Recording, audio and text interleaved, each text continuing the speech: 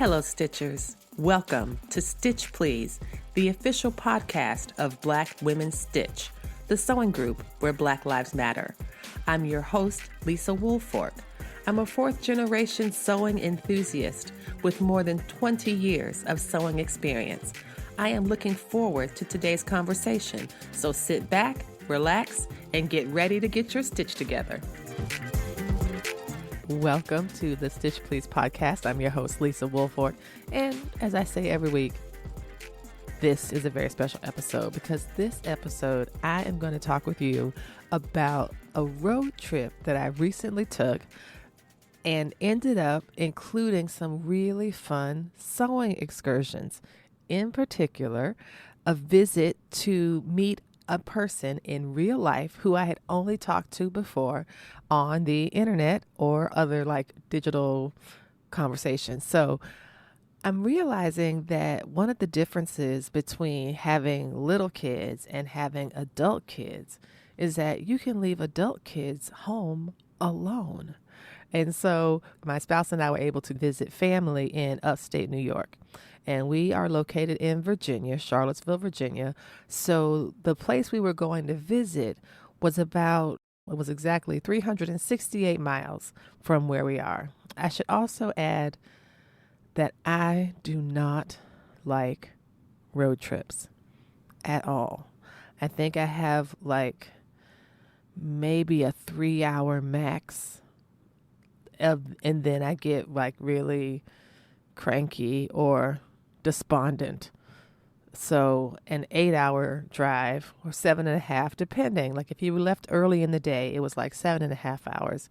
And if you left later in the day, it'd be closer to 8.5 because of traffic. And so we were heading on to do this road trip, heading north from Virginia to upstate New York. And my thought was, how can I make this be less arduous emotionally? And my spouse is incredibly wonderful and was like, maybe there's a fabric store. And I was like, oh, there is a fabric store. There is absolutely a fabric store. There's a fabric store that I really want to go see. And it is Cultured Expressions in Rahway, New Jersey. And I looked at the map and I looked at the 3 different routes that Google or Waze or one of the mapping apps had suggested. They suggest the main route and then they suggest alternate routes.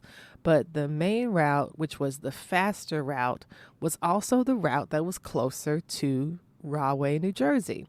The other ones had us going west on the west end of Pennsylvania, rather than on the east end, closer to Philadelphia and the Atlantic Ocean and all those states on that side, including New Jersey. I was very excited. And if you are a Patreon subscriber, I will upload a video of a tour that I took of the shop. It was a lot of fun. So to begin, when we arrived in Rahway, it was about 101 degrees. It was really hot. And Rahway is a beautiful and quaint little town. It's got a post office and library and fire station and all along this main street. And when we walked in, Lisa was so kind. She was like, hey, do you want some water or some mango juice? And the answer was yes and thank you. It was just so welcoming. It just felt like coming home in a way, or visiting a cousin that you hadn't seen in a long time, except that I had talked with Lisa earlier in 2022, and she's been on the podcast a couple of times. And I will be sure to include links to her episodes. One was talking about her in the shop and running a brick and mortar store. And the other one was about her conference that she held talking about African fabrics. And it was really wonderful. And I did a panel talking about African quilts with a few other quilt artists. And so she's really a wonderful organizer and just an extraordinary light in the sewing community. She offers a grant for those who have African fabric businesses, just to offer support and mentorship and resourcing, and just really cool peeps. So, as I said, she offered us water and mango juice, and I was like, oh, this is so nice. And I did spend a good deal of time at the shop speaking in a very high falsetto because I was marveling at every little thing that I happened to see. But one of the things I was very excited about was the opportunity to enhance the sewing project that I had planned to work on during the vacation. We were driving again, as I said earlier, to upstate New York to the Catskills.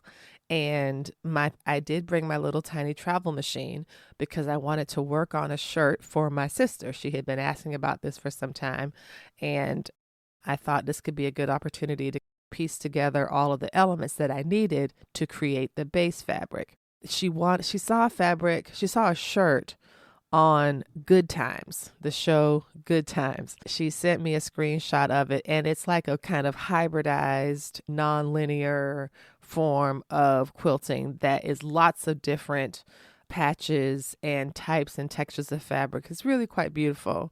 I'm working on that. I had a few quilt blocks, I had some applique blocks, and I thought this would be really cool to supplement it with some of the fabric that Lisa has because it's absolutely brilliant. And so what I ended up getting was 2 jelly rolls.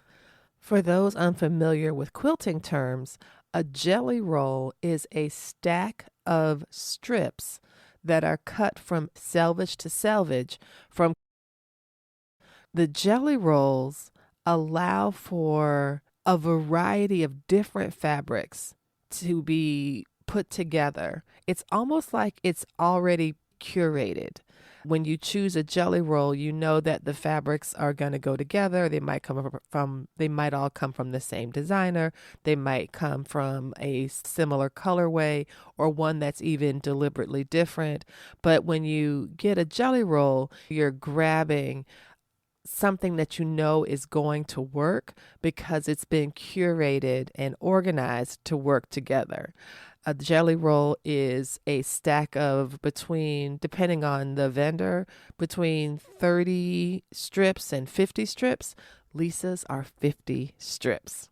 Related to jelly rolls are layer cakes, and these are squares of fabrics, either 5-inch squares, 10-inch squares, sometimes 12-inch squares of fabric under the same principle. It's meant to be a variety of fabrics that go together and are offered as a single unit. Jelly rolls are efficient pieces of fabric. I love a good jelly roll. And Lisa's jelly rolls at Cultured Expressions are very good jelly rolls. I don't think there was any repeats in any of the 2 different sets of jelly rolls that I purchased.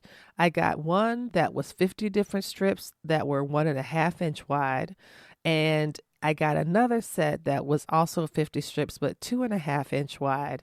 And then there was a bundle of strips that were less than an inch. So some were an inch, some were 1/2 inch, some were maybe a scant 1.5, like 1.5 at one point, but then tapered down to these odd shapes.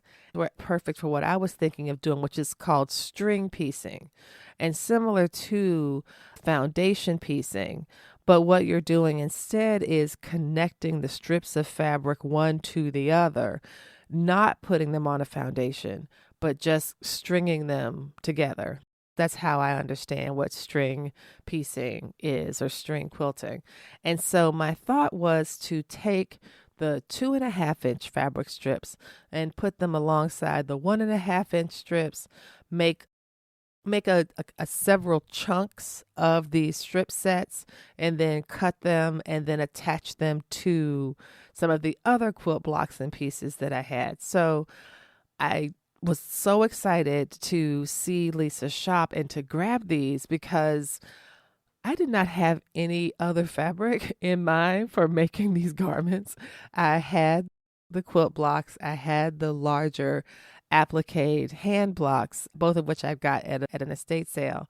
I'd planned to update them with some denim quilt blocks that I had, making some new quilt blocks. And the Ankara works perfectly in this scenario. The Ankara fabric really did help. It brought out a lot of the color from the traditional quilt blocks that I had, while also standing out in nice relief to the denims that were used. Looking at the denim and the natural fibers of the denim, comparing that to the cottons that the Ankara fabrics have, it just felt, oh, this is so cool. African and denim and cotton. It's a really beautiful color combination to bring together Ankara fabric and denim. And I think denim matches with anything or coordinates with anything. It's such a great neutral. And the multiple textures and colors of the Ankara strips, even in their very small size, even at just 2.5 inches, it packs such vibrancy in the final piece. So what I was able to do was to make these strip sets and then attach them to the quilt pieces that I already had. So that was my plan. I was so happy to visit Cultured Expressions and to get those materials and the things that I needed. And while I was there, I was able to learn about the retreat that Lisa is having. She calls her retreat Sojourns, Sewjourns. And this next one that's coming up in October is going to be in the Philadelphia area. And she talked about some of the benefits of the retreat and some of the things that are going to be happening. So here's a little short clip about that right now.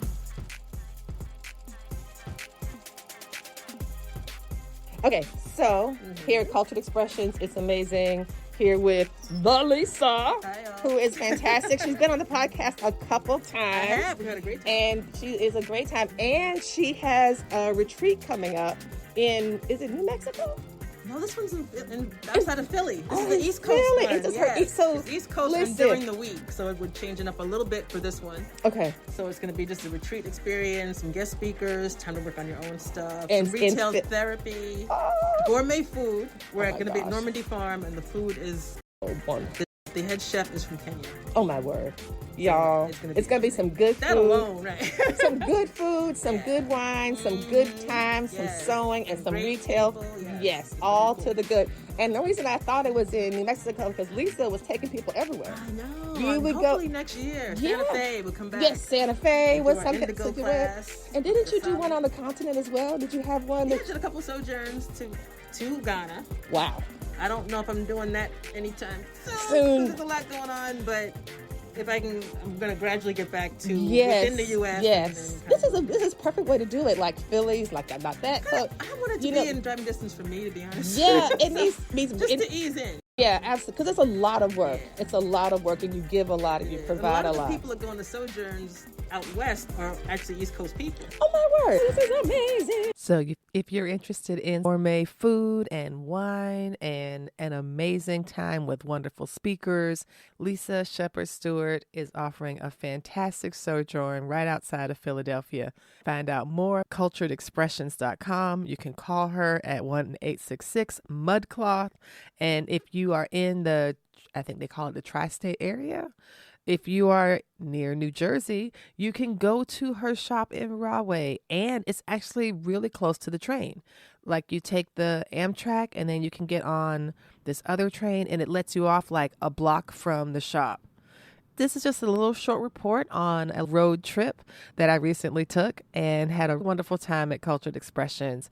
If you do have a chance to visit the shop, I highly urge you to do. But if you can't visit in person, you can totally connect with Lisa for a virtual visit. She started doing the virtual visits in 2018, and they started to kick up and gain more popularity with the rise of social distancing and the need for online shopping. She does a wonderful job of walking you through so much that she has in the shop. And I am loving my jelly rolls.